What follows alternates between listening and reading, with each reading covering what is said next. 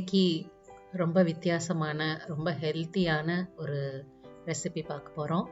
இன்னைக்கு நம்ம பார்க்க போகிறது பச்சை பயிறு பிரெட். பச்சை பயிறு நமக்கு எல்லாருக்கும் தெரியும், ரொம்ப ஒரு ஆரோக்கியமான பயிறு. அது எல்லா வயதில் உள்ளவங்களுக்கும் ரொம்ப யூஸ்ஃபுல்லான ஒன்றா இருக்கும். சின்ன பிள்ளைங்களுக்கு தேவையான ப்ரோட்டீன் அதில் இருக்குது, விட்டமின்ஸ் இருக்குது, மினரல்ஸ் இருக்குது. பெரியவங்களுக்கு அது நல்ல சுகர் கட்டுப்படுத்துறதாகவும் நல்ல கொலஸ்ட்ரால் இன்க்ரீஸ் பண்ணுறதுக்கு உதவி செய்யுது.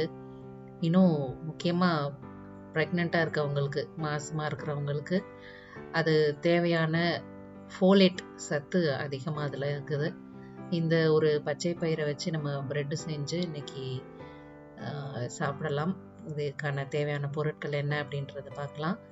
பச்சை பயிறு ஊற வச்சு முளைக்கட்டினது 1 கப், கோதுமை மாவு 3 கப், ஈஸ்ட், இன்ஸ்டன்ட் ஈஸ்ட் நான் யூஸ் பண்ணியிருக்கிறேன். Yeast 1 tablespoon. அந்த ஈஸ்ட்டை நம்ம அது ஆக்டிவேட் பண்ணணும். அதுக்கு சேர்த்து போடுறதுக்கு 1 டீஸ்பூன் சுகர், ஒயிட் சுகர் அல்லது நாட்டு சக்கரை கூட யூஸ் பண்ணிக்கலாம். பச்சை மிளகாய் 1, இஞ்சி 1 இன்ச் துண்டு. இதெல்லாம் நமக்கு தேவையான பொருட்கள். முதல்ல ஈஸ்ட்டை நம்ம ஆக்டிவேட் பண்ணிக்கலாம். அந்த ஈஸ்ட் கூட சுகரும் கொஞ்சம் கை பொறுக்கிற சூடு இருக்கிற அளவுக்கு கொஞ்சம் தண்ணி ஊற்றி நம்ம நல்லா மிக்ஸ் பண்ணிக்கணும். அந்த ஈஸ்ட் நல்லா கரையணும். ஒரு கட்டி கட்டியாக இல்லாமல் நல்லா கரைஞ்சதுக்கப்புறம் அது ஒரு மூடி போட்டு எடுத்து தனியாக வச்சிடலாம். அந்த ஈஸ்ட்டு பொங்கி வரணும். அதுக்குள்ளே நம்ம பச்சை பயிறு, பச்சை மிளகாய், இஞ்சி இதெல்லாம் சேர்த்து மிக்ஸி ஜாரில் கொஞ்சம் தண்ணி ஊற்றி அதை நல்ல ஒரு பேஸ்ட்டாக அரைச்சி எடுத்துக்கலாம். ஒரு பெரிய மிக்சிங் பவுல் எடுத்துட்டு அதில் கோதுமை மாவு, அதுக்கு தேவையான ஒரு 3/4 டீஸ்பூன் அளவுக்கு உப்பு, அப்புறம் நம்ம அரைச்சி வச்சிருக்கிற அந்த பச்சை பயிறு, பச்சை மிளகாய், இஞ்சி அந்த விழுது இதெல்லாம் சேர்த்துக்கலாம். சப்பாத்திக்கு எப்படி மாவு பிசைவோமோ அதே மாதிரி நம்ம பிசைய ஆரம்பிச்சிடலாம். இது ஒரு 10 மினிட்ஸ் அந்த டைமில் நம்ம பார்த்தோன்னு சொன்னால் அந்த ஈஸ்ட் நல்லா அது பொங்கி வந்திருக்கும்.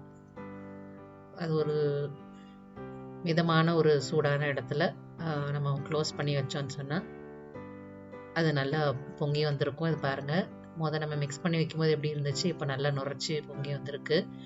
இதை நம்ம அந்த மாவோட சேர்த்து போட்டு மிக்ஸ் பண்ணலாம்.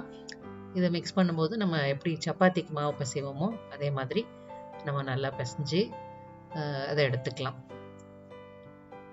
நம்ம பிரெட்டுக்கு மாவு பிசையும் போது தண்ணி சேர்த்துக்கிறது நம்ம கொஞ்சம் அந்த கை பொறுக்கிற சூடு அளவுக்கு தண்ணி வெதுன்னு நம்ம சேர்த்துக்கலாம். ஏன்னா நம்ம அதில் ஈஸ்ட் ஆட் பண்ணியிருக்கிறதுனால அது சில்லுன்னு ஆகாமல் மாவு நம்ம கொஞ்சம் சூடாகவே இருக்கிறது மாதிரி நம்ம பார்த்துக்கணும். நம்ம சப்பாத்திக்கு மாவு பிசைகிறத விட இன்னும் கொஞ்சம் தண்ணி அதிகமாக சேர்த்து நம்ம அதை நல்லா பிசைஞ்சு அதையெல்லாம் ஒன்றா வர்ற மாதிரி எடுத்துக்கலாம். நீங்கள் பிசையும் போதே உங்களுக்கு நல்லா தெரியும், மாவெல்லாம் ஒன்றா சேர்ந்து நல்லா கலந்து அந்த மாவு ரெடியாக இருக்குது. இந்த மாவு நம்ம ஒரு 5 நிமிஷம் கொஞ்சம் நல்லா பிசைஞ்சிட்டு அதுக்கப்புறமா கடைசியாக ஒரு ஸ்பூன் அளவுக்கு எண்ணெய், ஒரு ஸ்பூன் அளவுக்கு நம்ம எந்த எண்ணெயாக கூட இருக்கலாம், ஒரு ஸ்பூன் அளவுக்கு எண்ணெய் நம்ம அந்த மாவில் மேலே போட்டு ஒரு தடவை அப்ளை பண்ணி வச்சிட்டோன்னு சொன்னால் அந்த மாவு காயாமல் இருக்கும். அதனால் 1 ஸ்பூன் எண்ணெய் மட்டும் நம்ம அதில் சேர்த்துக்கலாம். இந்த மாவு மிக்ஸ் பண்ணி நம்ம தனியாக வச்சுட்டு இதுக்கான டின், அதாவது நம்ம பேக் பண்ண போகிறோம் இல்லையா, அது பேக் பண்ணுறதுக்கான ஒரு டின்னையும் நம்ம ரெடி பண்ணி எடுத்துக்கலாம்.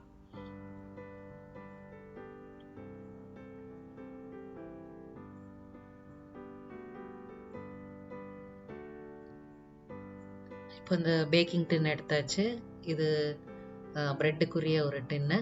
அதுலேயும் கொஞ்சமாக எண்ணெய் போட்டு நம்ம எல்லா பக்கமும் அதை ஸ்ப்ரெட் பண்ணி விட்டுட்டோன்னு சொன்னால் நமக்கு ஈஸியாக மாவு ஒட்டாமல் நம்ம பிரெட் பேக் பண்ணி வரும்போது அது ஈஸியாக இருக்கும்.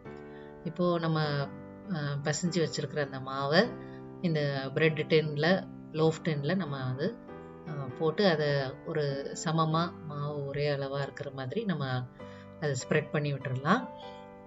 ஸ்ப்ரெட் பண்ணி விட்டுட்டு ஒரு துணி, ஒரு என்ன சொல்லலாம், ஒரு ஏதாவது ஒரு கிச்சன் டவல் மாதிரி ஒரு துணி நம்ம மேலே போட்டு ஒரு பாத்திரத்தில் கொஞ்சம் சூடாக தண்ணி வச்சு அதுக்கு மேலே ஒரு தட்டு வச்சு அதுக்கு மேலே இந்த லோஃப் டின் நம்ம மாவு ரெடி பண்ணி வச்சுருக்கோம்ல அதை வச்சு அதுக்கு மேலே துணியை போட்டு நம்ம மூடி வச்சிடலாம்.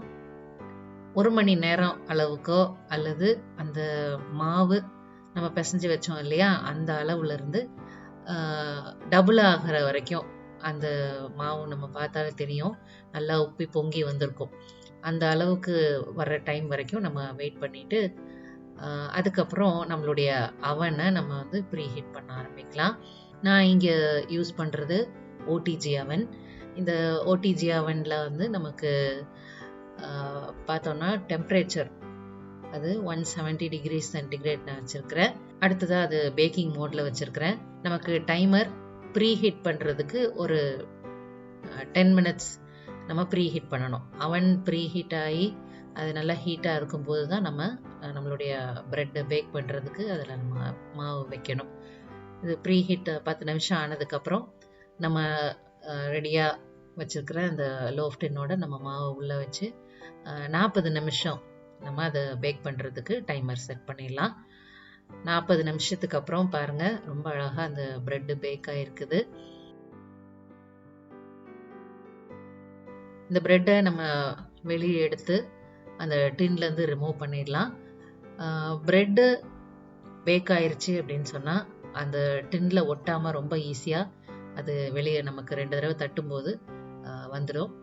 இப்போது அந்த ப்ரெட்டை வெளியே எடுத்துட்டு அது கொஞ்ச நேரம் ஆறுறதுக்காக ஒரு ஒயர் ரேக் மேலே நம்ம வச்சு அது ஒரு துணி போட்டு நம்ம மூடி எடுத்து வச்சிடலாம். ஒரு 1/2 hourலேருந்து 1 மணி நேரத்துக்கு கிட்ட அது ஆறுறதுக்கு டைம் எடுக்கும். ப்ரெட்டு ஆறுனதுக்கப்புறமா நம்ம அதை பீஸ் போட்டுடலாம். ப்ரெட்டு பீஸ் போடுறதுக்கு நம்ம ப்ரெட்டை திருப்பி வச்சு அடிப்பக்கத்துலேருந்து நம்ம கட் பண்ணோன்னு சொன்னால் அது ரொம்ப ஈஸியாக இருக்கும் நமக்கு கட் பண்ணுறதுக்கு. அந்த ப்ரெட்டு கட் பண்ணுறதுக்கு இந்த ப்ரெட் நைஃப் அல்லது இப்படி வரி வரியாக இருக்குது பாருங்கள், இப்படி வரி வரியாக இருக்குது பாருங்கள், இந்த கத்தியை நம்ம யூஸ் பண்ணோன்னா ப்ரெட்டு நமக்கு ஈஸியாக கட் பண்ணுறதுக்கு வரும். இப்போ நம்ம ஸ்லைஸ் பண்ணிட்டோம் பாருங்கள், எவ்வளோ அழகாக உள்ளே இருக்குதுன்னு, நல்லா சாஃப்டாக இருக்குது. இந்த ப்ரெட்டு முக்கியமாக நம்ம வீட்டில் பண்ணுறது, எந்த ஒரு ப்ரிசர்வேட்டிவ் மற்றபடி எந்த ஒரு கெமிக்கல்ஸோ எதுவும் ஆட் பண்ணாமல் ஃபுல்லாக கோதுமை மாவுனால நம்ம செஞ்சுருக்குறோம். அதனால் இந்த ப்ரெட்டு நமக்கு கடையில் இருக்கிற அந்த ஒயிட் ப்ரெட் மாதிரியோ அல்லது வேறு ப்ரௌன் ப்ரெட் மாதிரியோ கூட அவ்வளோ சாஃப்டாக இருக்காது. அதோட கூட இது நமக்கு ரொம்ப நாளும் வெளியே வைக்க முடியாது, எந்த ப்ரிசர்வேட்டிவும் போடாததுனால. மேக்ஸிமம் நம்ம ஒரு 2 நாளைக்கு அதை வெளியே வச்சு பயன்படுத்தலாம். மற்றபடி நம்ம ஃப்ரிட்ஜில் வச்சு யூஸ் பண்ணோன்னு சொன்னால் அது 1 வாரம் வரைக்கும் நம்ம யூஸ் பண்ணலாம். ரொம்ப ஹெல்த்தியான, நல்ல ஒரு டேஸ்டியான, ஒரு வித்தியாசமான ப்ரெட் ரெசிபி. இது கண்டிப்பாக உங்கள் எல்லாருக்கும் பிடிக்கும்னு நினைக்கிறேன். பிள்ளைகளுக்கு நீங்கள் செஞ்சு கொடுத்து பாருங்கள். மறுபடியும் உங்களை இன்னொரு ரெசிபியோடு சந்திக்கிறேன். பாய்.